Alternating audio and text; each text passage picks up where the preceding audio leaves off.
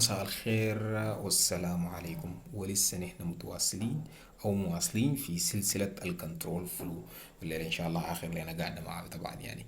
لكن انتوا زي ما عارفين انه يا اخي كنترول فلو في زول بيسأل يا جماعة الكلمة ده بالانجليزي والعربي ترجمته شنو؟ انتوا عارفين طبعا يا جماعة في البرمجة الترجمة الحرفي ما بينفع. هسي اذا انت جيت جربت قلت كنترول فلو، قلت له إدارة تدفق مثلا، فالزول ما بيقدر يفهم التدفق يعني شنو اصلا. لا قلت له إدارة بتاعت مسار، طيب التحكم في المسار، طيب كويس، تحكم في المسار وأتحكم في التدفق. يعني معناها أنا لما البيانات اللي بتظهر لي قدامي في الشاشة أنا ما دايرة تظهر بعشوائية زي كده، لا أنا داير شنو؟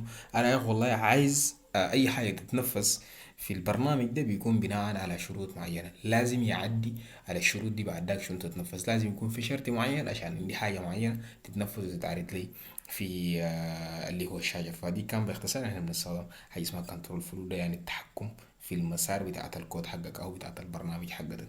طيب احنا كان مستخدمين انه لانه مرات انا محتاج انه الشرط، او انا مرات محتاج يمكن البرنامج ده اشغله بكذا حاجة، ممكن اديه كم خيار، اديه اوبشنز عشان ما يشتغل. تمام، الاوبشنز دي شروط اذا وجدت يتنفذ. طيب كويس، كنا بنستخدم else if عشان يكون عندنا اكتر من اوبشن.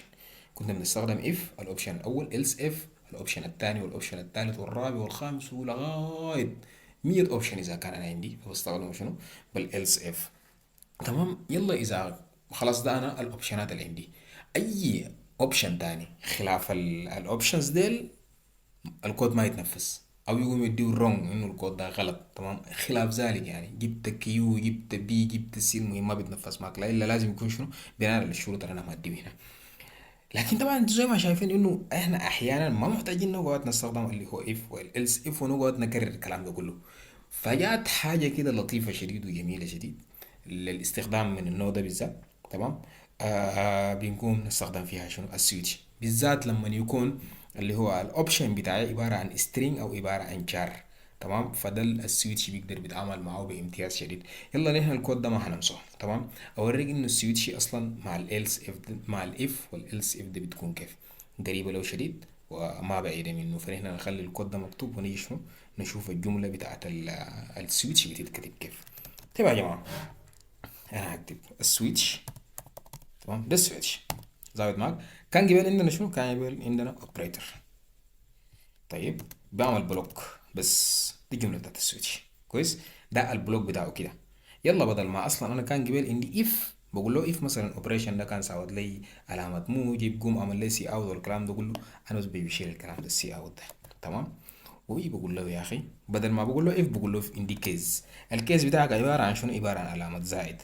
اذا كان في علامه زائد تديه الكولن ده. تمام، اذا كان علامه زائد ده موجود فشنو؟ قوم اجمع عليه العددين ده. طيب هل كده خلص؟ ما خلص. طيب تدي طوالي شنو؟ حاجه اسمها بريك. ليه؟ لانه اذا ما اديته بريك فعيب السويتش انه حيرجع طوالي حينزل وحيطبع التهد منه مباشرة. مجرد ما لقى في شرط واحد صحيح طوالي بيطبع التهد منه، فلا بد من تدي بريك. بتقول له يا اخي انت اذا لقيت علامة بتاعت الزايد ده، اذا كان الكونديشن بتاعت علامة الزايد فقوم اطبع لي الكلام ده وانهي لي اللي هو البرنامج. تمام، ده الموضوع يعني ظابط معاك. طيب انا عندي اكتر من كيسة طوالي بجي بكرر باقي الكيسز هنا.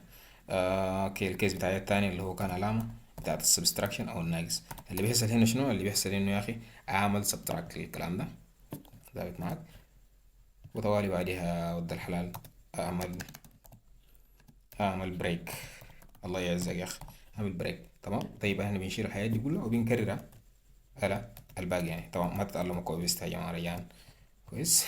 الكيسات بتاعي هنا اللي هو علامة بتاعت الضرب، وهنا علامة آه بتاعة اللي هو القسمة.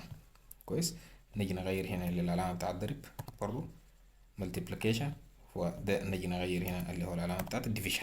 تمام، طيب كده بعد ده بقى عندي آه كيس واحد، عندي الحالة الأولى والحالة الثانية والحالة الثالثة. طيب يبقى احنا قلنا إذا في زول أدخل كلام غير ده مفترض يحصل شنو؟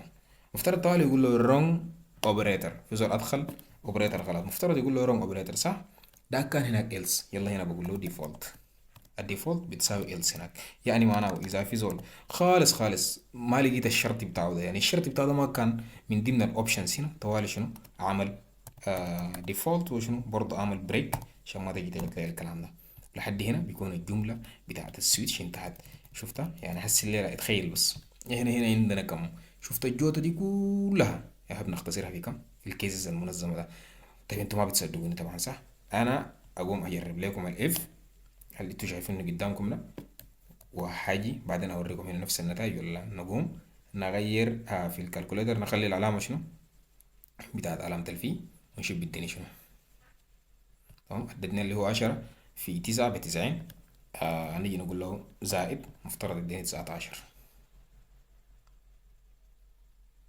تمام. طيب انا بعد ده خلاص الاف مع السلامة. موضوعكم مستهم يعني زي ما بقولوا كويس. نعمل له كومنت ونجيب اللي هو السويتش بتاعي. طيب ده كلام جميل جدا. هنشوف السويتش بيديني شنو. هل هيديني 9 زائد 10 19؟ ايوه نفس اللي تنجينا يا عزيزي. ما هو المشكلة انه في ناس ما بتصدقني، لكن انا عندي مشكلة ممكن اغير لك الكلام ده طوالي يعني. سبستراكشن، سبستراكشن مفترض اشوفه 9 او كم هو ان واحد، بدأ باقي واحد صح. طيب نجرب نجي نعمل له موديولس اللي هو كان ما عندي هنا. طيب عفوا، نيجي نعمل موديولس. الحاجة دي ما عندي لا هنا، مفترض يحصل شنو كده؟ بقول له رونج اوبريتور. رونج اوبريتور لانه اوبريتور ده ما من ضمن الاوبشنز بتاعي اللي هنا، ما من ضمن الاوبشنز بتاعي هنا. طوالي مباشرة شنو يقوم يدي لك اخر اللي هو السطر موجود هنا، او مش اخر سطر انما يعدي على الشرط اللي اسمه ديفولت. طبعا في حاجة مفترض أنا نوريكم لو إنه زي مثلا النتائج اللي كان هنا عملناها. نقدر نشوف إنه الطالب مثلا لو جاب من 90 ل100، مفترض يتبع له A بلس أو B بلس. يلا شوف المقارنة من النوع ده في السويتش ما ممكن، لأنه إذا جيت حاولت، وين السويتش؟ هنا السويتش. تمام، إذا جيت حاولت إنك مثلا تعمل نزل الكومنت ده. عفوا، لو جيت حاولت انك مثلا هنا تيجي تقول له يا اخي والله اكبر من مثلا او يساوي، مفترض يديني مثلا A بلس ولا B بلس حاجة يعني بالشكل ده، فبديك غلط لأنه هو ما بيقدر بيهندل الاوبريشنز دي بالذات يعني. اللي عملية اكبر منه اصغر منه ما بيقدر بيعمل الحاجة دي. فبالتالي اذا انت عندك نوع من اللي هو عايز تجرب حاجه زي داك، فانت هتستخدم اللي هو الاف كونديشن. فانت لازم تعرف انه السويتش ما انسب لكل حاجه، لا هي انسب لما يكون عندك اوبشنز محدده. عندك اوبشنز محدده ما كتيره، 4 5 6 7 اوبشنات بسيطه شديد، اوبشنين 3 اوبشنات، فاستخدم لا سويتش طوالي، لانه هو مرن وظابط في الحته دي يعني، وسريع. ومهم لها مميزات عديده على السويتش او على الاف كونديشن. تمام. لكن عندك شغل معقد شديد، الكومبلكسيتي بيقدر بيتعامل معه شنو، بيقدر بيتعامل معاه اللي هو الاف كونديشن. ولازم تعرف برضه انت حاليا اذا مثلا الفاريبل بتاعي ده او التشيكر حقي الشار ده لو حاولت اغيره ابى اجيب سترينج، تمام، السويتش ما بيقدر بيتعامل لي مع السترينج ابدا. هو بيتعامل لي مع الانتجر، وبيتعامل لي مع الانتجر، وبيتعامل لي مع الشار. تمام، وبيتعامل تقريبا مع ده التايب تاني انا ناسيها.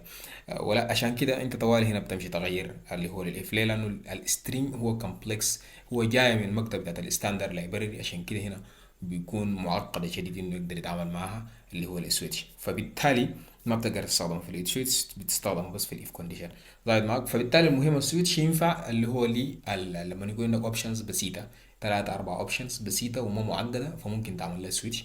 بتكون مريحة وبتكون كونسايز شديد في الاتجاه ده. كونسايز يعني منظم عرفت رايكم شنو في الكلمة دي؟ تمام.